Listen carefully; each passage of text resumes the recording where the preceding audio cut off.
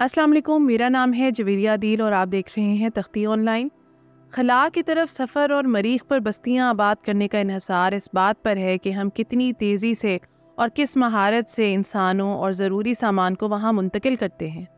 खलाई सफ़र में बहुत वक्त लगता है। इसकी वजह खला का फैलाव है और लंबे लंबे खलाई फासले हैं।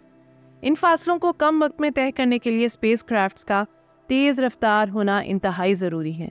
इसलिए हमें शुरू से ही ऐसे सिस्टम की ज़रूरत है जो बहुत तेज़ रफ्तार हो। ताहम फ़िलहाल ऐसी कोई टेक्नोलॉजी दस्तयाब नहीं। इस वक्त हमारे पास जो टेक्नोलॉजी मौजूद है इसकी मदद से हमें मरीख तक पहुंचने में 9 महीने लगते हैं। लेकिन नासा अब टेक्नोलॉजी की ऐसी कंपनी के साथ काम कर रहा है जिसका मकसद एक ऐसा प्रोपल्जन सिस्टम बनाना है जो इंसानों को मरीख पर 9 महीनों के बजाय 2 महीनों में ले जाएगा। नासा के इनोवेटिव एडवांस्ड कंसेप्ट्स प्रोग्राम ने हाल ही में 6 प्रोजेक्ट्स को डेवलपमेंट के लिए इजाफी फंडिंग की मंजूरी दी है ताकि वो डेवलपमेंट के दूसरे मरहले में कदम रख सकें। नासा में NIAC प्रोग्राम के एग्जीक्यूटिव जॉन नेल्सन का कहना है कि ये कंसेप्ट्स साइंस फिक्शन लगते हैं, लेकिन मुस्तकबिल में ये हकीकत का रूप धार लेंगे। इन प्रोजेक्ट्स में lunar railway system, fluid based telescopes और पल्स प्लाज्मा रॉकेट जैसे प्रोजेक्ट्स शामिल हैं। इस ग्राउंड ब्रेकिंग प्रोपल्जन सिस्टम की डेवलपमेंट पर हाउ इंडस्ट्रीज में काम किया जा रहा है। ये रॉकेट जो इंसानों और इनके मरीख पर रहने के लिए ज़रूरी सामान को 2 महीनों में मरीख पर ले जाएगा, कम वक्त में तेज़ रफ्तार हासिल करने के लिए न्यूक्लियर फिशन पर इन्हसार करेगा। इस रॉकेट में एटमों के एक दूसरे से अलग होने के नतीजे में पैदा होने वाली एनर्जी और प्लाज्मा पैकेट्स को थ्रस्ट के लिए इस्तेमाल किया जाएगा।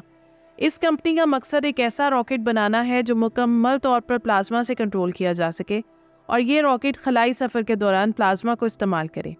नए प्रोपल्जन सिस्टम को इस्तेमाल करके एक ऐसा रॉकेट बनाया जाएगा जो थ्रस्ट के तौर पर 22,481 पाउंड फोर्स पैदा कर सकेगा। अगर आसान लफ्ज़ों में बात करें तो ये फोर्स 1 लाख न्यूटन के बराबर होगी। इस रॉकेट के फ्यूल की कारकर्दगी इंतहाई शानदार होगी और इस रॉकेट का इम्पल्स 5,000 सेकेंड होगा। यह आइडिया कोई नया आइडिया नहीं है क्योंकि नासा ने सन 2018 में ऐसा ही एक रॉकेट बनाने पर काम शुरू किया था। इस रॉकेट का नाम पल्स्ड फिशन फ्यूजन है, जिसे पफ के नाम से भी जाना जाता है। ये रॉकेट एक ऐसी डिवाइस पर इन्हसार करता था जिसकी मदद से इंतहाई मुख्तसर वक्त के लिए लेबॉर्ट्री प्लाज्मा को बहुत ज़्यादा प्रेशर पर कंप्रेस किया जाता है। इस अमल को जी पिंच कहा जाता है और इससे थ्रस्ट पैदा होता है। लेकिन नासा के मुताबिक PPR यानी पल्स प्लाज्मा रॉकेट इनके अपने पफ रॉकेट के मुकाबले में छोटा, सादा, ज़्यादा कारगर और सस्ता है। इस कंपनी का दावा है कि ये रॉकेट इंसानों और सामान को सिर्फ 2 महीनों में मरीख पर ले जाएगा, जबकि मौजूदा टेक्नोलॉजी की मदद से मरीख पर 9 माह से पहले पहुंचना मुमकिन नहीं। इंसान खलाई सफ़र में जितना कम वक्त गुजारेगा इसके लिए इतना ही बेहतर है, क्योंकि हम जितना ज़्यादा वक्त खला में गुजारते हैं हमें इतना ही ज़्यादा खलाई शौक़ का सामना करना पड़ता है। इसके साथ साथ माइक्रोग्रेविटी के मसाइल अलग हैं। इस रॉकेट की मदद से बहुत भारी स्पेस क्राफ्ट को मरीख पर ले जाया जा सकेगा। इसके बाद इस स्पेस क्राफ्ट पर कॉस्मिक शॉक से बचने के लिए शील्डिंग भी लगाई जाएगी। NIAC प्रोजेक्ट फ़िलहाल अपने इब्तदाई मराहिल में है। इसके पहले फेज़ में सिस्टम में न्यूट्रॉनिक्स को चेक किया जाएगा। यहाँ आपका सवाल होगा कि सिस्टम के न्यूट्रॉनिक्स से क्या मुराद है। इस मरहले में दरअसल ये जांचा जाएगा कि प्लाज्मा पर स्पेस क्राफ्ट की हरकत किस तरह इन्हसार कर रही है। नासा के मुताबिक पहले फेज़ में स्पेस क्राफ्ट के डिज़ाइन, पावर सिस्टम, ज़रूरी सब सिस्टम्स, मैग्नेटिक नोजल्स की सलाहियतों और ट्रेजेक्ट्री को भी जांचा जाएगा। दूसरे फेज़ में सिस्टम के इंजन के डिज़ाइन को महदूद किया जाएगा ताकि मैस कम हो सके। कम मैस का ये फ़ायदा होगा कि ज़्यादा इम्पल्स हासिल किया जा सकेगा। इस फेज़ में सिस्टम की कंपोनेंट्स को तजुर्बात की मदद से अच्छे से चेक किया जाएगा। इस फेज़ में स्पेस क्राफ्ट के डिज़ाइन को भी मुकम्मल किया जाएगा ताकि इंसानों पर मुश्तमिल मिशंस को मरीख पर रवाना किया जा सके। इस सिस्टम को दूसरे कई मिशंस के लिए भी इस्तेमाल किया जा सकता है, जैसा कि एस्ट्रॉयड बेल्ट और लोकेशन 550 AU की तरफ जाने वाले मिशन। वीडियो में आगे बढ़कर हम प्लाज्मा रॉकेट की मुख्तलिफ अक़साम के मुतालिक बात करने वाले हैं, लेकिन इससे पहले ये जानते हैं कि प्लाज्मा क्या है। आम तौर पर मादे को 3 अक़साम में तकसीम किया जाता है: ठोस, माया और गैस। जब मादा ठंडा होता है तो ये ठोस हालत में होता है। जब इसे गर्म किया जाता है तो ये माया की शक्ल इख्तियार कर लेता है। मज़ीद गर्म करने पर यह माया गैस में तब्दील हो जाता है। लेकिन मादे की एक चौथी किस्म भी है, इस किस्म को प्लाज्मा कहा जाता है। ये किस्म गैस को हीट करने पर हासिल होती है। जब गैस को हीट किया जाता है तो इसमें मौजूद एटम और मॉलिक्यूल्स मुस्बत और मनफी आयंस में बदल जाते हैं। मादे की इस हालत को प्लाज्मा कहा जाता है। ये चार्ज पार्टिकल्स मादे को कंडक्टिव खसूसियात देते हैं, जिसकी वजह से प्लाज्मा को जदीद टेक्नोलॉजी में इस्तेमाल किया जा रहा है। प्लाज्मा टेक्नोलॉजी की मदद से नियॉन साइंस और कंप्यूटर चिप्स बनाई जा रही हैं। प्लाज्मा टेक्नोलॉजी का इस्तेमाल इस हद तक है कि इसकी मदद से चिप्स को पैक करने के लिए इस्तेमाल होने वाले रैपर्स को भी अंदर से मेटालिक कोटिंग की जाती है। प्लाज्मा का इस्तेमाल टेलीविजन स्क्रीनों पर भी किया जा रहा है, जिसकी बदौलत हाई रेजोल्यूशन वीडियोस देखी जा सकती हैं। दरअसल कायनात का 99% मादा प्लाज्मा हालत में मौजूद है। ज़्यादातर सितारे, यहाँ तक कि हमारा सूरज भी प्लाज्मा पर मुश्तमिल है। आसमानी बिजली भी दरअसल प्लाज्मा ही है। प्लाज्मा टेक्नोलॉजी का इस्तेमाल रॉकेट्स में भी किया जा रहा है। इस टेक्नोलॉजी की मदद से बनाए गए रॉकेट्स हमें खला में उन मुकामात पर ले जाने की सलाहियत रखते हैं जिनके हमने इससे कबल शायद ख्वाब भी नहीं देखे थे। इन रॉकेट्स में मौजूद प्लाज्मा को ज़मीन पर से लिफ्ट ऑफ के लिए इस्तेमाल नहीं किया जा सकता। इसकी वजह यह है कि ज़मीन पर हवा की डेंसिटी बहुत ज़्यादा होती है, इसलिए इनमें ज़मीन पर से उड़ान भरने के लिए ऑर्डिनरी फ्यूल का इस्तेमाल किया जाता है, जबकि प्लाज्मा इंजन को आउटर स्पेस में एक्टिव किया जाता है। अब जानते हैं कि प्लाज्मा रॉकेट किस तरह काम करते हैं। प्लाज्मा रॉकेट में फ्यूल के तौर पर मौजूद गैस के एटम्स और मॉलिक्यूल्स को मुस्बत और मनफी आयंस में तब्दील करने के लिए इलेक्ट्रिक और मैग्नेटिक फील्ड का इस्तेमाल किया जाता है। दरअसल इस रॉकेट में प्रोपेलेंट गैस को प्लाज्मा में तब्दील किया जाता है।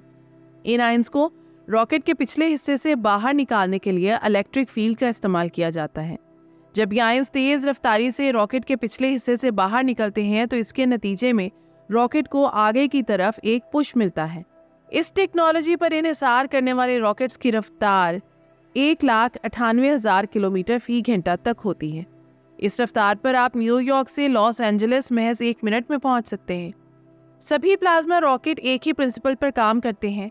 इस प्रिंसिपल के मुताबिक इलेक्ट्रिकल और मैग्नेटिक फील्ड साथ साथ काम करके गैस को प्लाज्मा में तब्दील करते हैं। इसके बाद प्लाज्मा में मौजूद आयंस को इलेक्ट्रिक फील्ड की मदद से बाहर की तरफ एक्सेलरेट करवाया जाता है, जिसकी वजह से रॉकेट को थ्रस्ट मिलता है। इस प्रिंसिपल को कई तरीकों से अप्लाई किया जा सकता है, लेकिन 3 ऐसे तरीके हैं जिन्हें सबसे ज़्यादा कारआमद समझा जाता है। इन 3 तरीकों के इस्तेमाल से जो प्लाज्मा रॉकेट बनते हैं, इनकी 3 मुख्तलिफ अक़साम हैं। प्लाज्मा रॉकेट की पहली किस्म को हॉल थ्रस्ट कहा जाता है। ये इंजन पहले से ही खला में इस्तेमाल किए जा रहे हैं। इन रॉकेट्स में इलेक्ट्रिक और मैग्नेटिक फील्ड को चैम्बर में परपेंडिकुलर तौर पर इस्तेमाल किया जाता है। जब इन फील्ड्स में से बिजली को गुजारा जाता है तो चैम्बर में मौजूद इलेक्ट्रॉन्स बहुत तेज़ी से दायरों में घूमने लगते हैं। ये तेज़ रफ्तार इलेक्ट्रॉन चैम्बर में मौजूद गैस से टकराते हैं और इसे मुस्बत और मनफी आयंस में तब्दील कर देते हैं। ये आयंस रॉकेट के पिछले हिस्से से इलेक्ट्रिक फील्ड की मदद से बाहर निकाल दिए जाते हैं, जिसके नतीजे में रॉकेट आगे की तरफ हरकत करता है। इस रॉकेट में एक्सेलरेशन और आयनाइजेशन का प्रोसेस 2 स्टेप्स में होता है, लेकिन ये दोनों अवामिल इंजन में एक ही जगह पर होते हैं। इन रॉकेट्स में बहुत ज़्यादा थ्रस्ट पैदा होती है और ये रॉकेट बहुत तेज़ रफ्तार होते हैं, लेकिन इनकी फ्यूल एफिशिएंसी कदरे कम होती है। इससे ज़्यादा तेज़ रफ्तार और fuel efficient gridded ion plasma rockets हैं। इन रॉकेट्स में इलेक्ट्रिक और मैग्नेटिक फील्ड चैम्बर की दीवारों के साथ होती है।